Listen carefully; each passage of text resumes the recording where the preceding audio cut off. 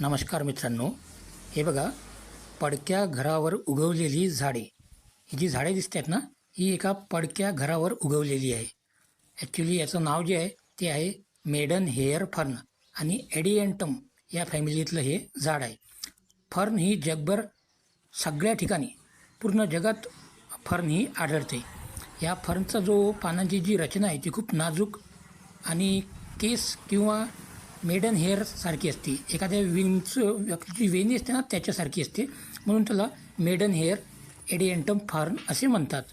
या फर्नचा वापर हा सजावटीसाठी आणि काही ठिकाणी औषधी उपयोगसुद्धा केला जातो.